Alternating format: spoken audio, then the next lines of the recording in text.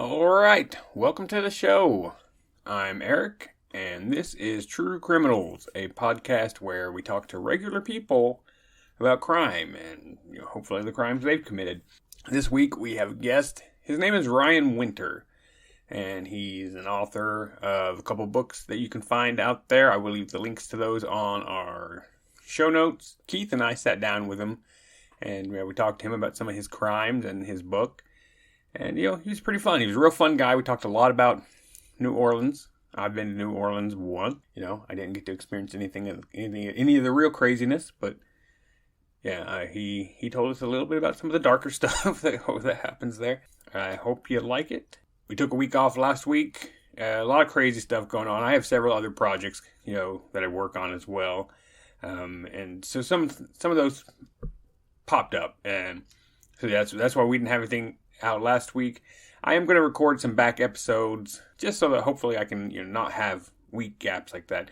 In fact, this one's coming out a little late because Keith and I were actually planning to release a small kind of mini episode about running away as a topic and some gas theft stuff, because I have some stories that I can relate to, like stealing gas and whatnot. And then Ryan actually came available. He and I had been kind of playing email tag for a couple of weeks, and then I messaged him and he was available, so he just jumped on and we ended up recording that instead. So that's why this one's coming out a little behind, but I hope that's coming at you now. I hope you like it. Here you go.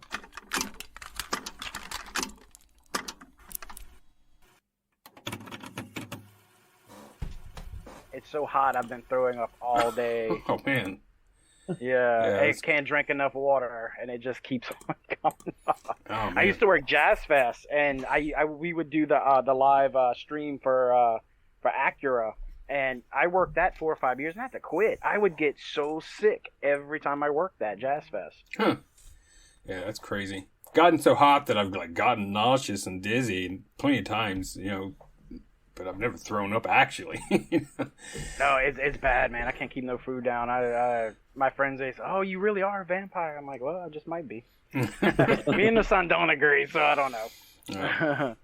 So, I don't remember how much we talked about what what we actually do here on the show. Mostly we just talk about crime. We have a few general questions that we ask people.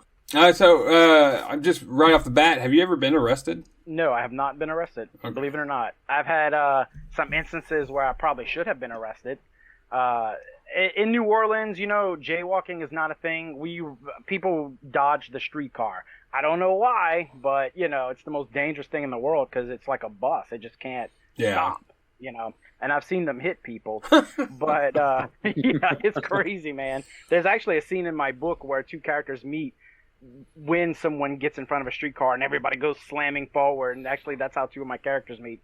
But based on not my personal experience, something I observed. But anywho, when I went to Seattle a few years ago, there's they are strict about jaywalking, and you if the light says don't go, you don't go, and boy, if you do, you get stared at. So, they take that seriously. So when it finally is your turn, you sure, go. And, man, I could tell you, and I had a couple of people, even the friends I was with, this girl that I was with, she would hold me back as soon as I would walk. I'm like, So it's funny when you're saying that. So I'm originally from Oklahoma, and in Oklahoma, people just, they don't change lanes in an intersection. They don't do U-turns. It's just that's just how I learned to drive. That's how everybody drives there.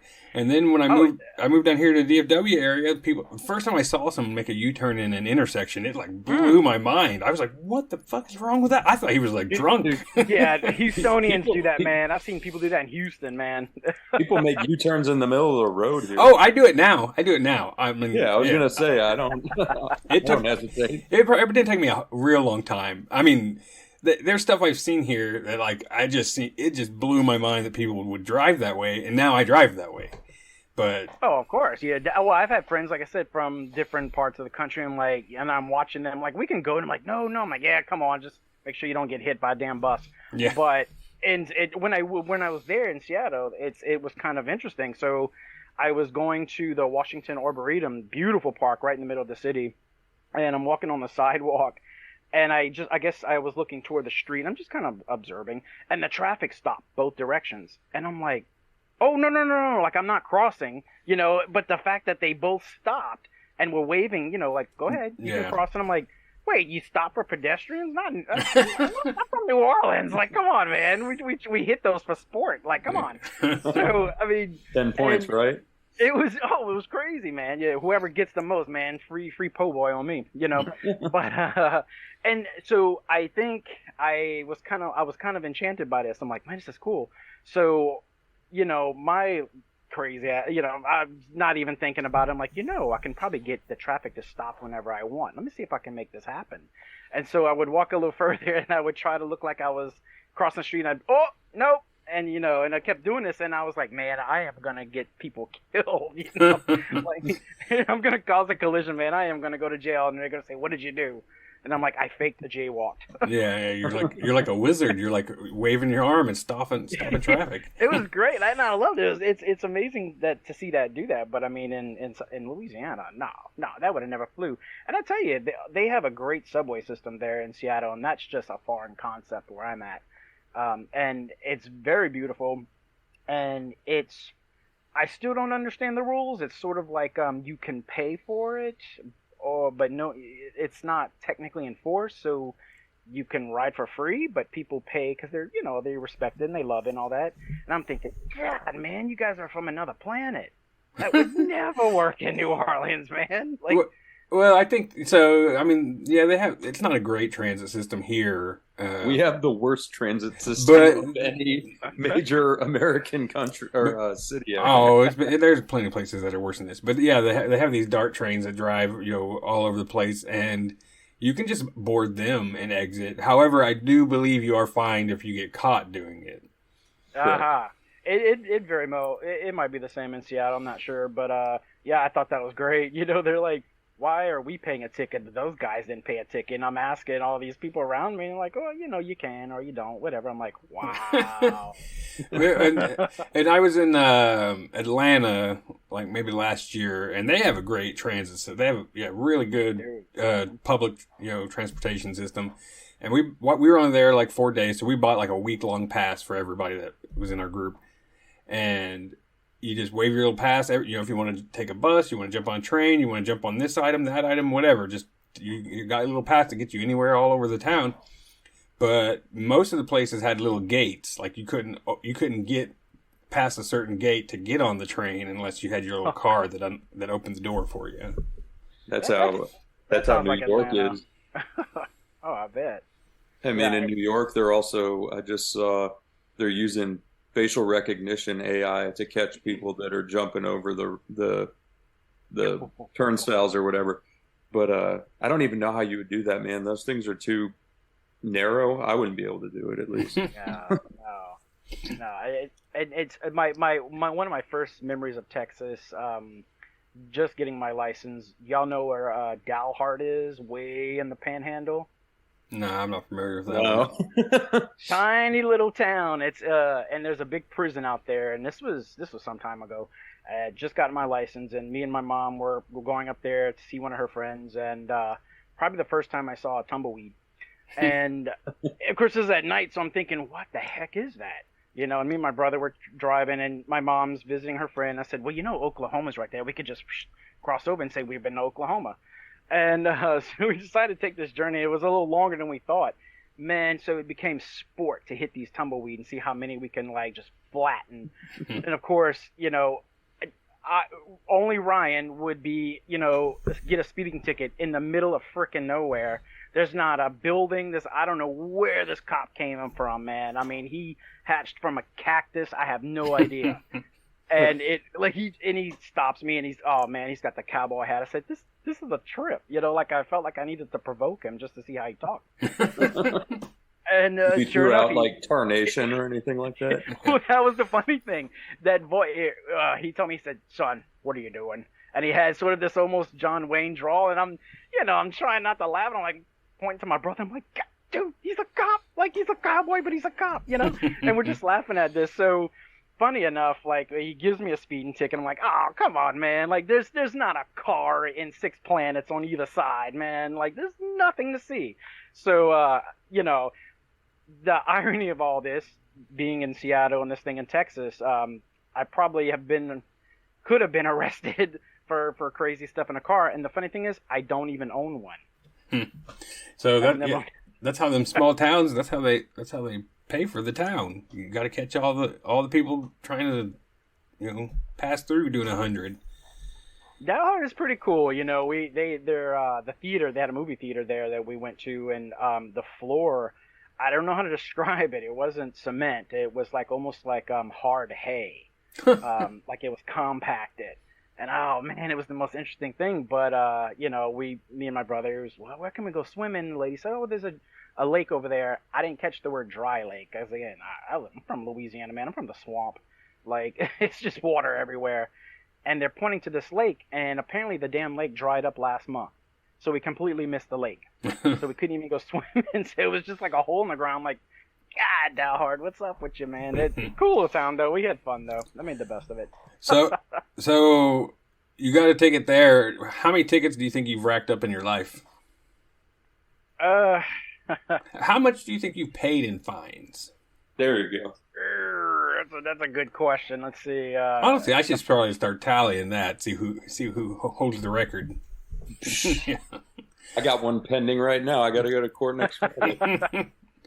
And in the first early years of my teen years, when I was driving, I was always borrowing someone's car, and I'm like, that's probably why I got in so much trouble. I was like, they don't mind. Let me just do this, But living in downtown New Orleans, I never owned a car, so I paid those 2 or 3 tickets. It wasn't that much because, like I said, I moved to New Orleans, into the actual city in the middle around when I was 20, and I'm 45 now. So, no. Not a ton. So you think you paid $1,000 or more? No, actually, I think they do that scale where it's like you pay. Say it's a $30 fine or whatever, but then if you wait 2 months, so now it's like $200 and all that. Yeah. So the Dalhard one, that one cost me about $200 because it's like he's gonna forget about it, No.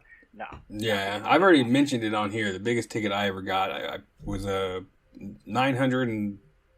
was like $966. I was so confident that my number was going to be higher than yours, but I think if you've gotten anything else, you're going to beat me. But go ahead. Oh, that's it. That's my highest ticket ever. Is that all your tickets combined? Oh, all my tickets combined? Jeez, no. If I added up every ticket I've ever had, because it's against the law now, but in Oklahoma, you used to be able to suspend someone's license multiple times over. Like if you got caught driving with a suspended license, they could give you a second suspension on top of that. Gotcha. And so to get my license reinstated, it cost me like $2,000. But I mean, if you're talking about just the fines alone, it's probably only about maybe $2,000 or $3,000 total. I was gonna say, not counting DWI, it was probably thank God. $2,000. Yeah, those are brutal, man. They don't play around that. I'm so glad that I lived in the French Quarter most of my life, so I've had walk by drunken mishaps. I can tell you that much. I've run into posts and stuff like that, but I wasn't in a car. Did you ever see the show Preacher, based on the comic book? Most of it takes place in New Orleans, but it's kind of this like alternate world. But in New Orleans, going through the French Quarter, the police drive through on this cart every night and just pick up everybody that's passed out on the side of the road and take them to jail. It's just part of the show. It's like a Red Ryder wagon, or not Red Ryder, whatever they're called. Yeah, radio flyer wagon. Yeah, it's like that's awesome. radio flyer. Yeah, it's like attached to a bike, and the cops just pile up. They really should do that, because it gets crazy. The people passed out on the streets. New Orleans, I guess you don't anticipate that. The drinks keep pouring. It's 24/7, so there's no pacing. A lot of people will pace themselves and say, or try to get drunk really fast because the bar's gonna close at midnight. The bar's gonna close at 2. Well, they don't. So by that time, it's like, shit, I already had 80 drinks. It's like we can still keep going. The first time I went to New Orleans for spring break in college, I'd never been there. I knew relatively nothing about it. But we stopped and got those hand grenades, and I was like, oh okay. And I just chugged mine down. I was like, man, that's delicious. It tasted like those Ecto Cooler High C things for our kids. Yeah.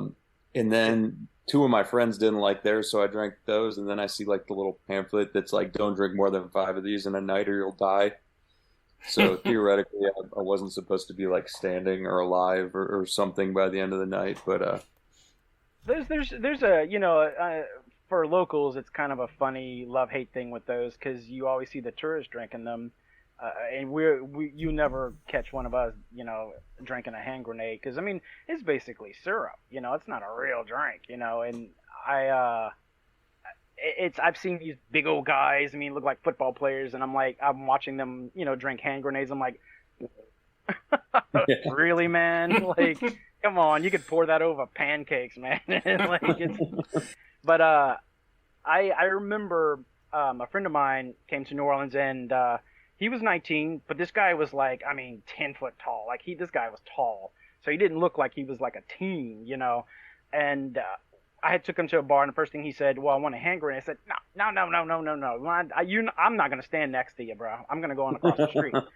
And so we went into this place, and I said, "Well, just be cool, whatever." And bartender asked me, "Hey, man, what you need?" I said, "Gin and tonic." And the other guy and points to my friend, and he says, "Oh." When he was thinking like that, I'm like, "Uh-oh, blowing it." And then he says, "Rum and Coke," and I'm like, "Oh." I'm like, and the bartender looks at him. He says, "How old are you, boy?" Yeah. Like, you idiot! You don't order rum and Coke. My little 15-year-old niece orders that. Like, come on. So I assume you've been to Mardi Gras then. Every year of my life, except 1 year for Katrina. Or the year after, I think it was, and then this one for COVID, this last one, the one after we had to, I think they canceled it, and I just didn't go. But I love Mardi Gras. It's like Christmas for us. That to me was the least safe I've ever felt in my life, and I'm not easily intimidated. I traveled a lot for work. I've had guns pulled on me. I got stabbed at an ATM. New Orleans felt so unsafe to me. No one's watching. Everybody's doing, it's there's no sense of security, it's not like, I don't know, everybody's kind of doing their thing when you think about it. And there's actually a scene in a short story I wrote a long time ago where this guy, he was the carnival killer, and he was killing people at Mardi Gras because everybody was facing the float. So whoever, was behind them, he just slashed them and nobody was even looking, because they're all looking for the beads. They want to catch the beads and all that. That's how it felt. Like you're just in this mass of people jammed together. I kept checking my wallet out of paranoia. It was just. Yeah, because I worked in hotels in New Orleans, and I've heard so many horror stories from guests, but at the same time, it's like this one lady from England, she had her purse stolen. I said, "What happened?" She said, "I put it down on the bar," and I kind of turned away. I'm like, "Oh, well, bam." Then she goes back and does the same thing again, and then her purse gets stolen again. I'm like, "Lady, you gotta go. You can't stay here, man. You just writing all the wrong X's, man." But if you know what to do and you go with the right people, Mardi Gras is exciting. But I mean, everybody goes straight to Bourbon Street, which is like, you don't go to Bourbon Street. I don't even go there during the day. I mean, sometimes we'll do it to play tourists and fake Alabama accents and shit like that. But, because they give us free drinks. It can be crowded. And, the big weekend, because there's two big weekends. The second one, that Saturday, it is like, Times Square at New Year's, man. It's I don't even go on that Saturday. And that's the big parade in Endymion, which is it's humongous. It's probably like my rest day because from Wednesday to Wednesday, oh yeah, Ryan's in the street. But I think usually Saturday I don't go, and of course everybody wants to come on Saturday, which is kind of cool because then by Sunday they're spent, and to me that's the best day. Sunday's awesome, you have Bacchus and all that, and Monday and Tuesday. You're not in church? No, man. Oh, no. The city is my church, man. Are you kidding me? No, I love Mardi Gras. It's great. It's something we wait for every year. My family, I'm talking about. It's a lot of people that I know. It's like Christmas season. It's like the next, holiday season for us. What's the craziest thing you've seen someone arrested for at Mardi Gras?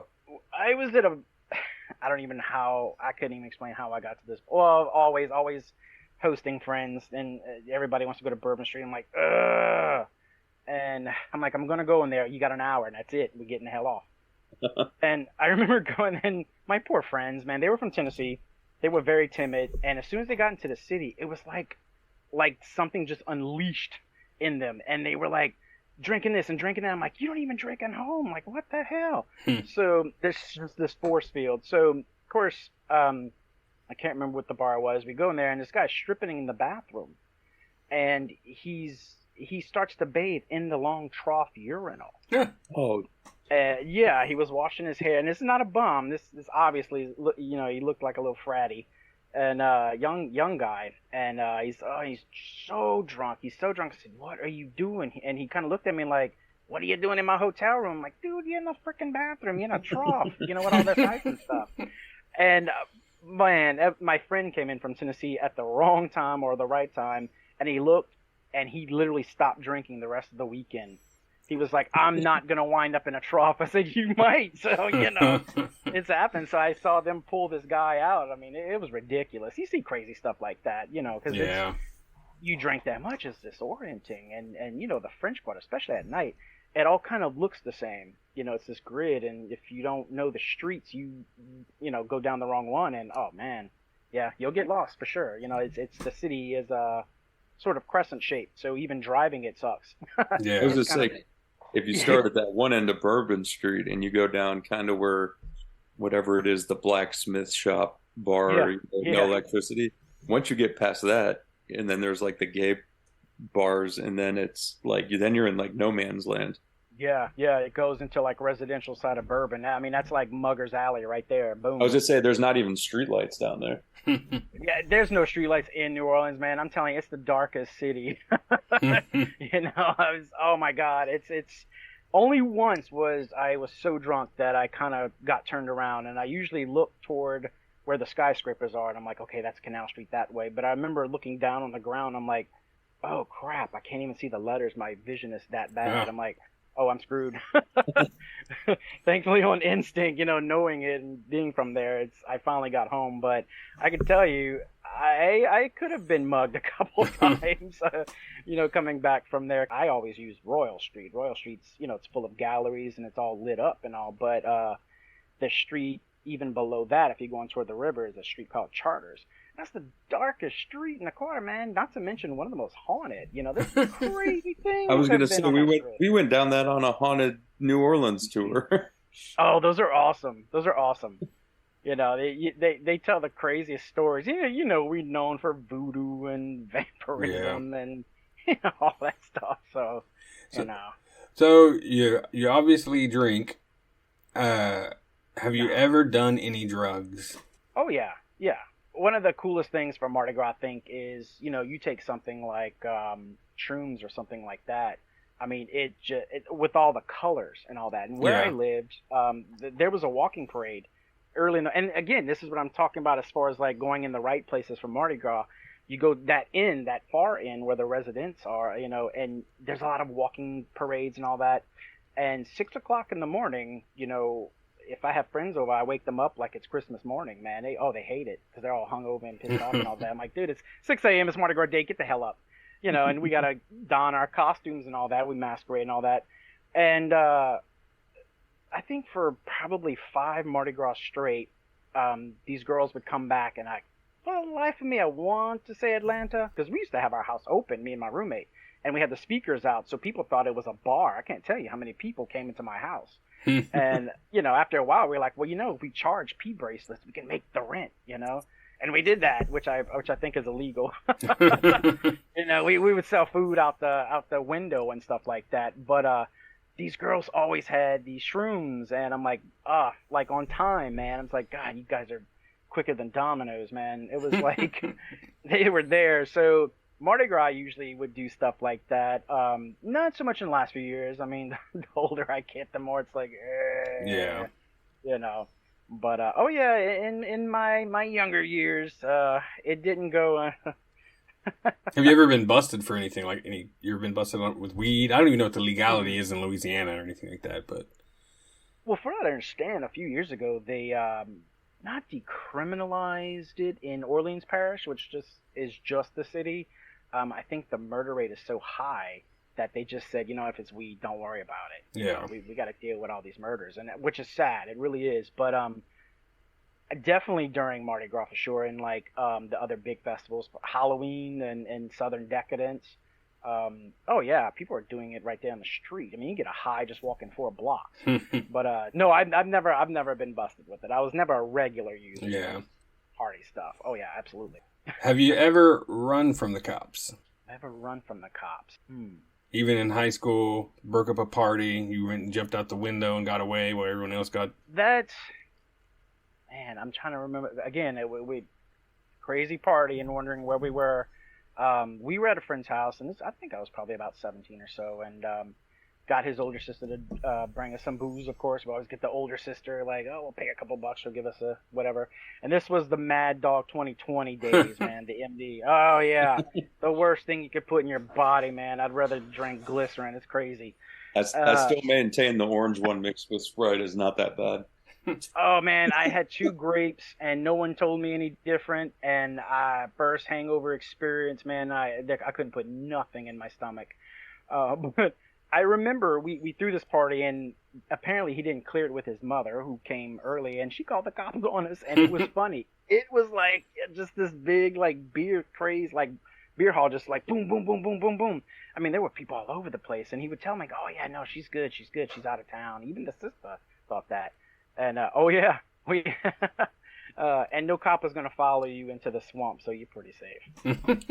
I was a nerd, man. I hung out at the library a lot at that time because, we didn't have internet, and, in the 90s and all that, so we had to go read books. The primitive form of video games, They had video games back then. I would say we're all about the same age. Yeah. We had video games. I had to explain this to someone the other day, and he's 26, 27. I said, yeah, I collect books. And he kind of looked at me. I'm like, come on. You know what that is? Yeah, but I don't read books. I'm like, I know you don't, man. I know you don't. I'm looking at his collection. But I remember this librarian who, for whatever reason, man, and librarians are strange people. You come across these really sweet ones, and then you come with these really odd ones. They're either really sweet or just really odd. And you wonder, what kind of life does this woman have? And this particular woman, she did not like me, and she had this really kind of like choked laugh, which I could not stand. She laughed. I'm like, oh my god, she's an alligator.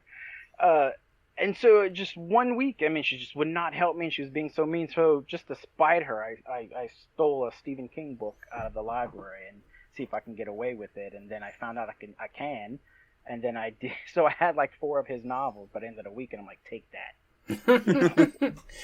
Have you stolen from anywhere else? No, I'm not. I am a good boy. I really am. So did you just kept the books though forever though, right? You didn't like. Oh yeah, I still have them. Oh yeah, I hope King can autograph them for me so, one day. Which ones are they? One of them is Pet Cemetery, which I really enjoyed. Yeah, that's pretty. The other good. one is Cujo, Pet Cemetery Cujo. It's like some of his earliest stuff. The Talisman. And It, because it was the biggest one there. Well, did you just act like you were checking them out, or you just didn't return them, or you actually snuck them out? Oh no, I have them. I still have them. I know, but did you sneak them out without her seeing, or you just? Oh yeah, absolutely. Yeah, it was pretty easy because they have, then they would slip just a little card inside with the little thing that would let it go off. Now they stamp the hell out of it. It's invisible. She's probably AI, man. She sees me. So I guess you're not like super OCD about your collections and stuff, because I mean they surely have like library markings on them or like a card attached to the covers. Yeah. Okay. Yeah, some of those are some of the best books. Some of that would stuff like that would like really. I mean, not so much anymore, but used to. If I had a collection and like one of my books had like obviously a library book, I'd be like, God damn it! Now I got to get the real one. I have, I wouldn't say thousands, but I have hundreds of books, and it looks like a Barnes and Noble. Like if there's a crease on the spine of the book, I have to like give it to Half Price Books. Yeah. Like I barely open my books when I read them. I'm like that with I have a Stephen King collection, but also my pride and joy is Anne Rice's books, and I don't even let my roommates go near that shelf. I don't want you to even breathe that way. And they're all first editions and all that stuff. And unfortunately, Miss Rice had passed the year before, so I won't be able to get them autographed. You didn't get any autographed ever? I only have 2 that's autographed. Yeah. I had I think it was for Christmas, and the Wolf Gift, her werewolf books, and she was in town, and my partner at the time, he was working at the Monteleone Hotel, and apparently she was staying there. So he was a head waiter there, and sure enough, he calls me up. He goes, "You'll never believe who I'm about to serve," and I would have never thought he would have said her. And I'm like, "Yeah, right." So they did this little cool dessert, and they shaped it kind of like a vampire with the teeth, and she loved it. She loved it, and so he said, well, asked her, you going to be in town? Were you going to be shopping? He said, oh, she said, she always goes to the Garden District bookstore. That was always her thing, because it's close to where her house was. And, oh yeah, he went there and he got it. He waited all day, but he got that autograph on me. Nice. Yeah. Nice. So how do you feel about the AMC buying up all the rights and all that stuff? So yeah, I'm not crazy about the series. Every time somebody tries to do something new, they invent it too much. The Witching Hour has always been my favorite by her. I love that one and The Mummy. And they started, and I'm very excited. Saw the, trailer for The Witching Hour, and I'm like, yeah, did y'all even read these books? That bug. Oh, it bugs me, man, because I know she wanted so bad to see this. Yeah. So yeah, it drives me nuts. Like, you don't need to make it new. You don't need to make it hip. Make it the way we want it, the fans.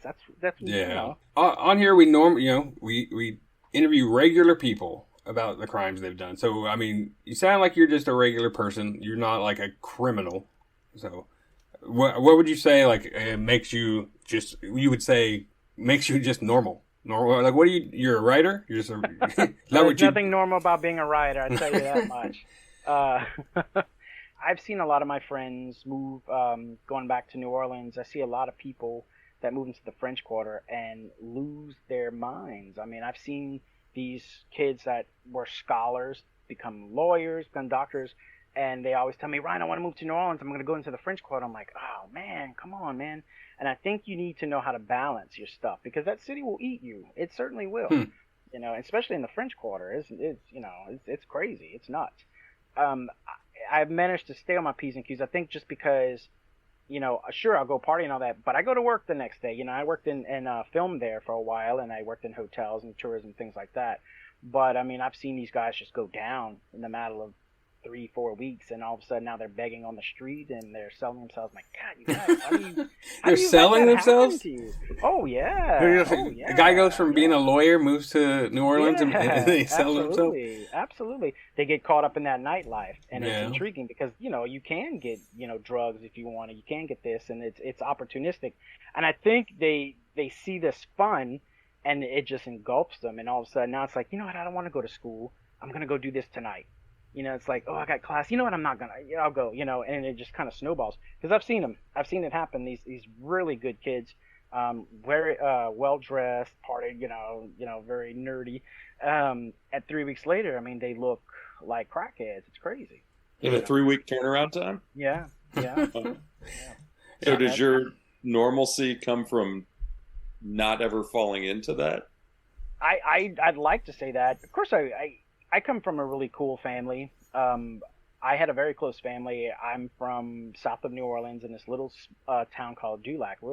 Very, very community oriented. I mean, everybody knew everybody and things like that.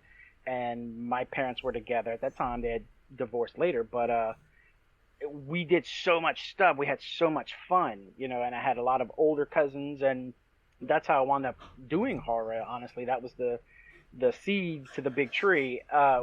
We were allowed to go to my aunt's house, my Aunt Darla, who had this new thing called HBO. And we're like, oh, movies without commercials. Oh, this is exciting. And we were allowed to watch horror movies. Even when I was 3 or 4 years old, I can remember watching, Friday the 13th and Amityville Horror and things like that. So I think because I kept myself creatively busy, because if I ever felt that I left myself slip, I would lose any chance being a writer. And I never wanted that. It's always saved me from that. Going through school, I never, of course I get bullied and stuff like that. I was a scrawny little ugly thing.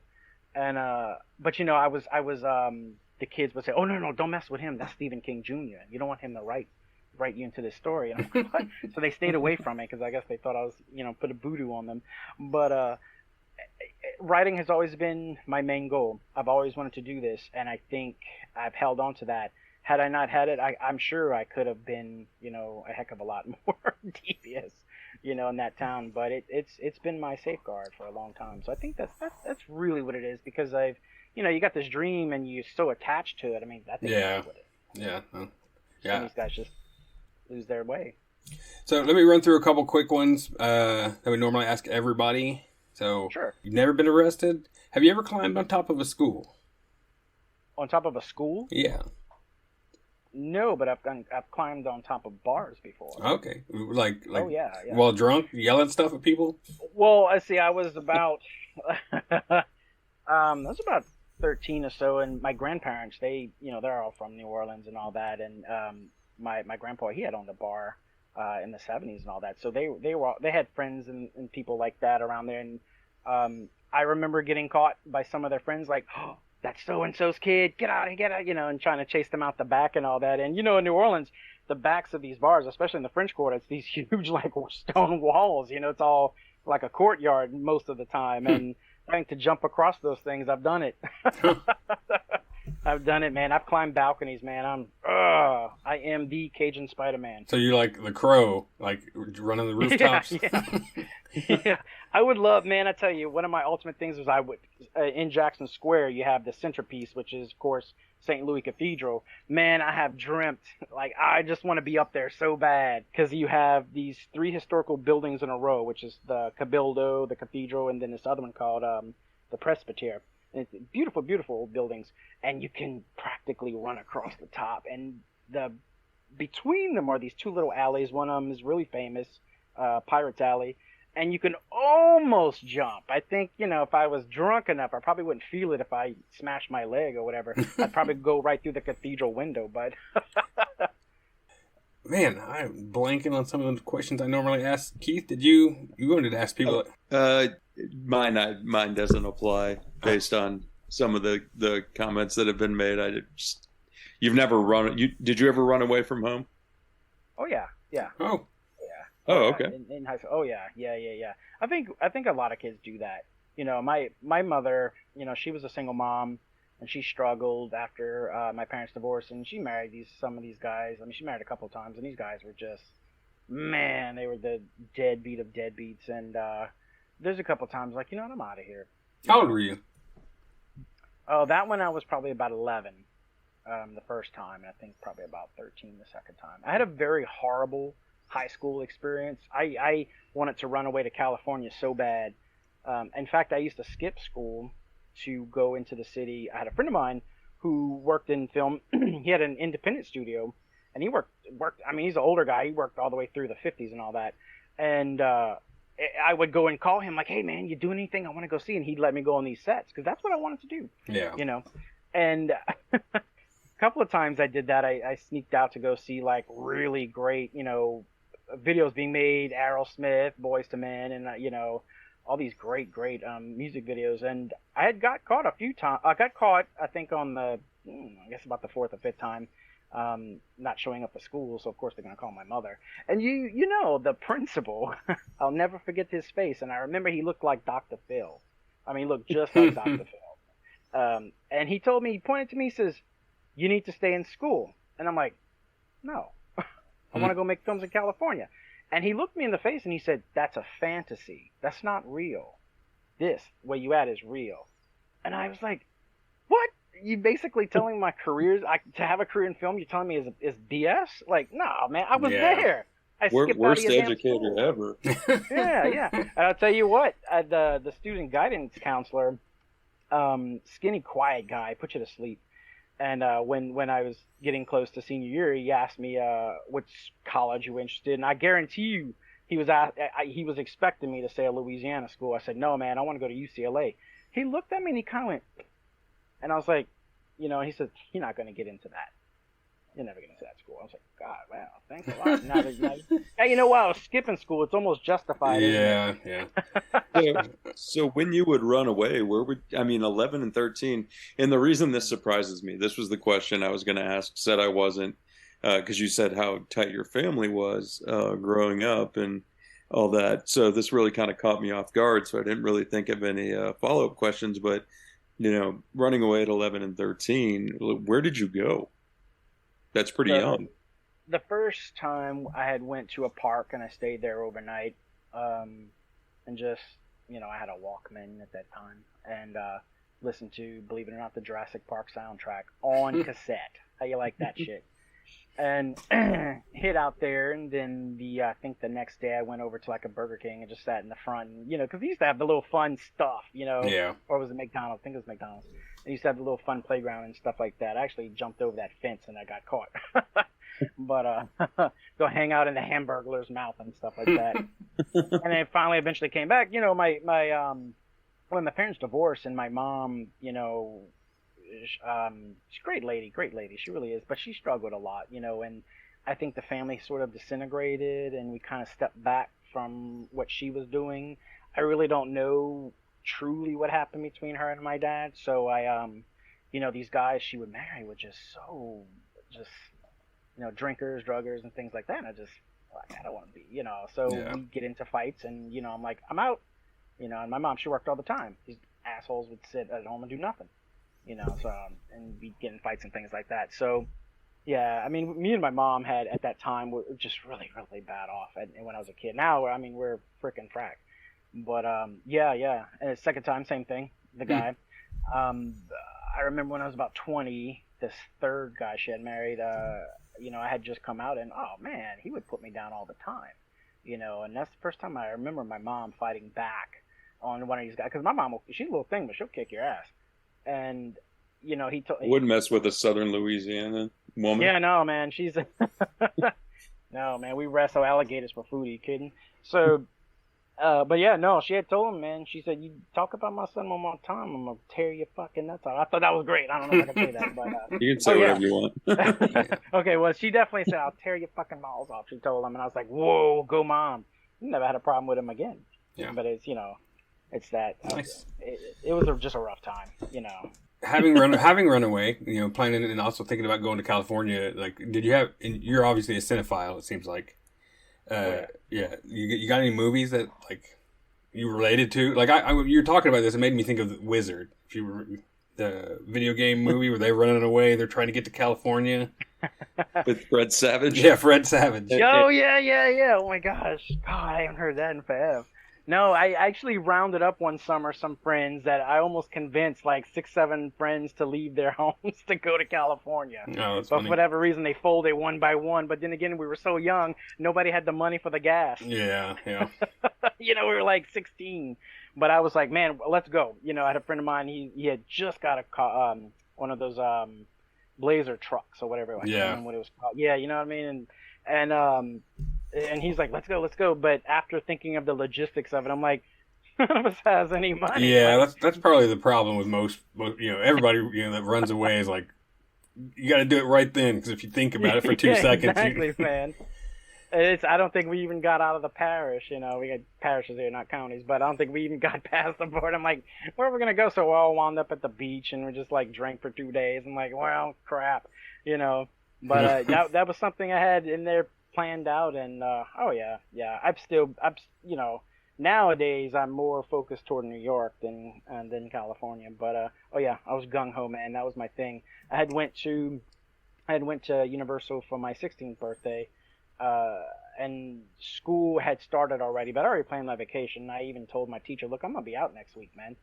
And I went there. I thought it was fantastic. I loved it, man. I just want to be all over that place. And it was so beautiful, and I've never been there before. Coming from, swampy Louisiana, or mosquito infested and all this, and now I'm in these mountains. Well, they call them hills. I call them mountains, and these huge mountains. And man, everything was so kept up, which is not a thing here. Everything, the grass and the just very well, manicured and all that, and that's just not a thing here. So it was very beautiful, but I kept telling my uncle who lives out there in Orange County, I said, let's go here. I want to see the cemetery. I want to see, and I remember going into, I guess whatever one is across from Paramount, and I went through there, and I remember Mel Blanc's grave, and I saw him, the guy who did Bugs Bunny's voice and all them. And man, I just kind of put my hand on it, and I said, and I felt almost like electricity come through my hand. And I was like, God, man, thank you for all this, because I used to watch the crap out of Looney Tunes. I mean, who didn't? And it's almost like it was like, gotcha. Or either that or it was like, get your hand off my grave. But I almost stayed. My uncle would have killed me, or my dad would have killed him. They're brothers. But I was this close to staying. I wasn't going to get back on that plane because that was it. But, as a kid from Louisiana, I never had any mentors. I had nobody cheering me on, so I wouldn't have known what to do, So, I don't want to keep you here, all night, but any last minute crimes you want to get off your chest? Did you have a story that you were saving for this?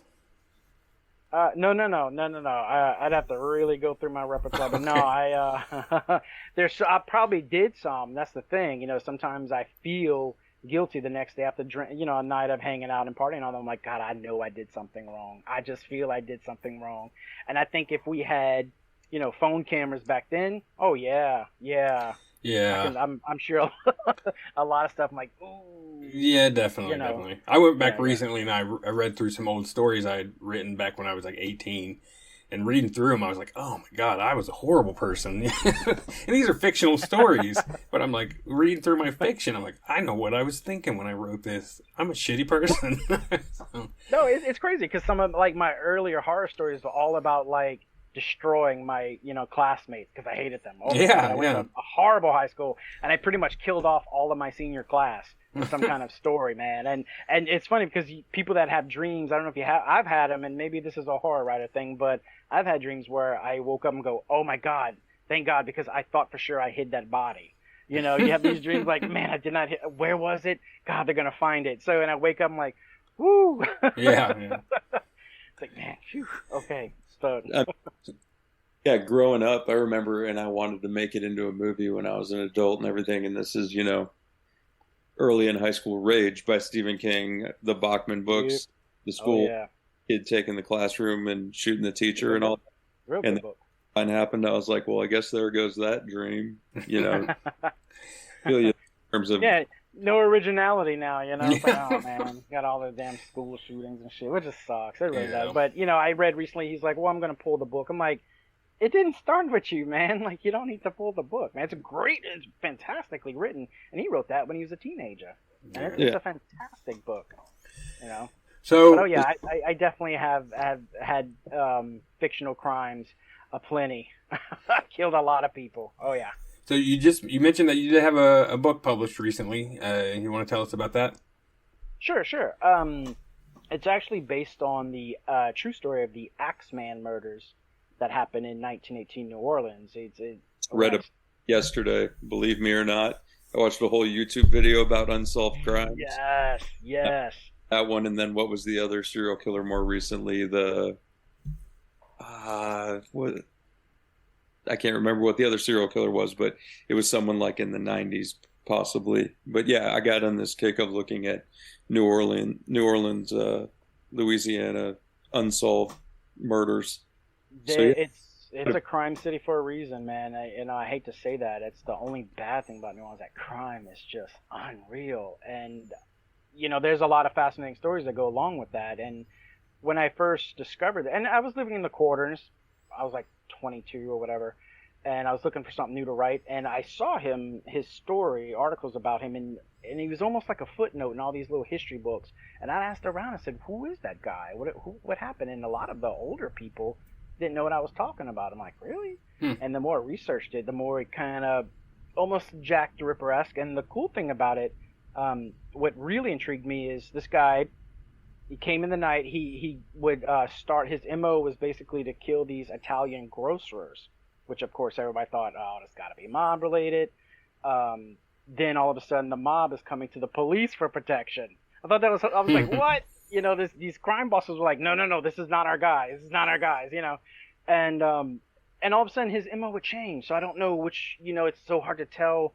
We don't know what the number was, who he was involved, but generally, they think between 12 and 20, but he would break out the panel of these back doors. He would chisel out the back doors, and they couldn't figure out how he was slipping through them because they're tiny little spaces. And he would always kill the victims with their own axe. And the few victims that wound up becoming eyewitnesses that actually stayed alive, that he didn't manage to kill, no one could agree what he looked like. And that's when I kind of jumped on, and I'm like, what? They had different descriptions, and then they would blame each other. And then it was like, oh no, I didn't see that. Oh, I did see that. I'm like, wow. So he was almost like a phantom.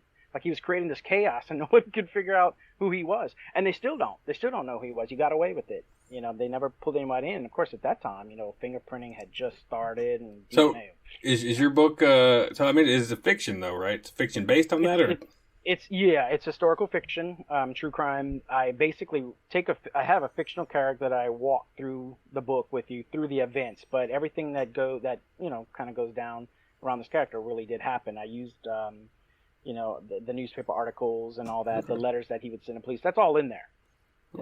I really I used In Cold Blood by Truman Capote as sort of a guide. That's kind of what I wanted to do, but the story itself just kept growing around it. So, but yeah, it's called Wake the Devil, and you can find it on Amazon, of course. Okay. All right, nice. Yeah, we'll put a link to that in the show notes. I appreciate it. Is there anything else you want to plug before we jump off? I do have another one, so keep an eye out on that one. But there's more to come. So I'm actually thinking of working on a series related to the Axeman, but I want to start doing big these notorious crimes that happen in New Orleans. So that's coming. So there'll be more books related. Well, I guess you got a lot of material all around you. So that's right. The Storyville Slayer was the other one I was trying to think of, and they actually think he killed. I just looked it up. He killed 24 people in New Orleans in the 90s, and they actually think he called in. You can find it on YouTube, but a serial killer called into Howard Stern's show, and they actually think that was the Storyville Slayer. Oh my gosh! Yeah, I don't know that one. See what I'm saying? There's so many stories in New Orleans that I'm still discovering things that happened. Yesterday, and I went and listened to the Howard Stern thing, and it was authenticated as being real. Yeah, and so they've never found out who the Storyville Slayer is in New Orleans, but killed 24 people. Wow. So, where can people find you? I mean, we know find your book. You on socials, anything like that? You want people to follow you, anything like that? The easiest. Oh yeah. The easiest way to find me is if you go to Facebook. I have Ryan Winter fan page. I prefer to use that because I can interact a little bit more. People are always sending me messages and things like that. And then I'm right now I'm showing the actual pictures of the locations and the people that were involved in the book. So I'm releasing them, every week or whatever, and giving a little description of the building itself and things like that. So I post all that stuff there, all my short stories. I'm working on a website, but it's just been so busy. Oh, well, yeah, it was really nice talking to you. So same to you guys. Yeah, thanks for having me.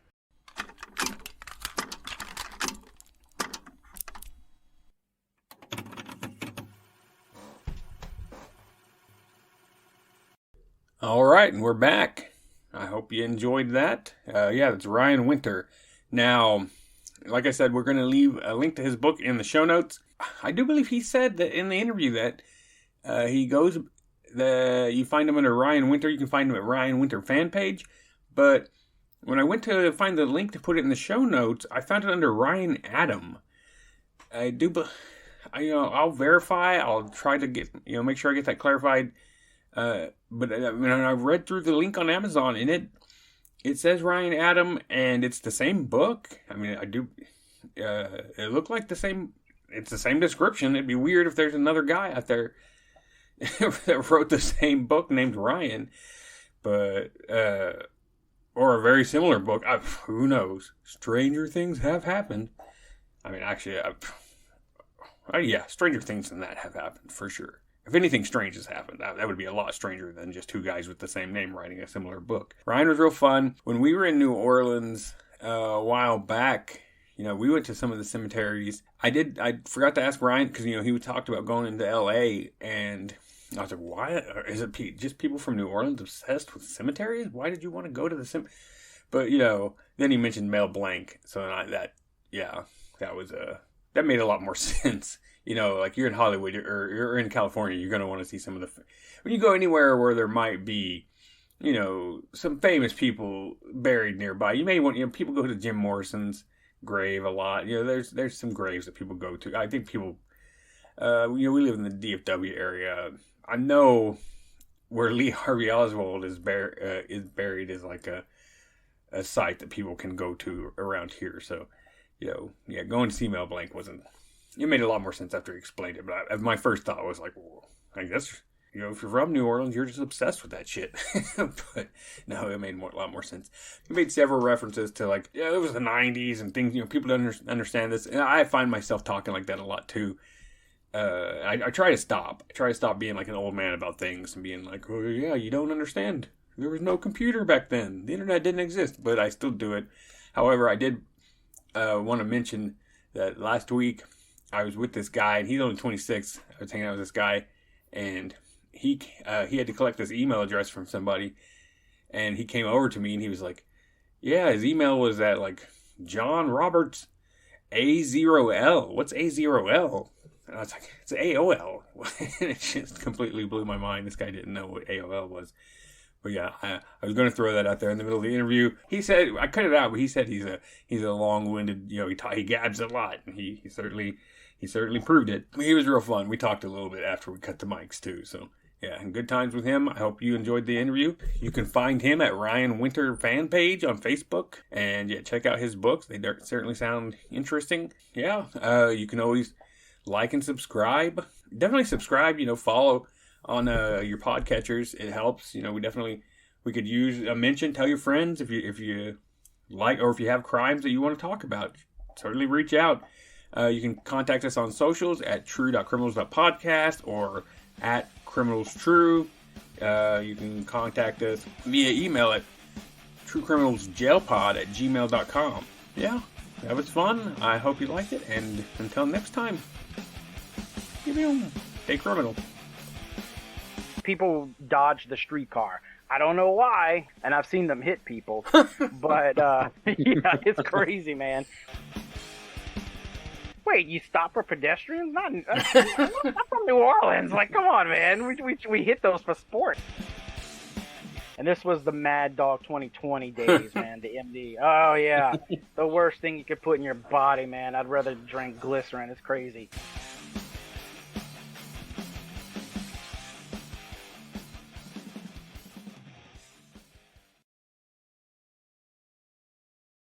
Who knows? Stranger things have happened.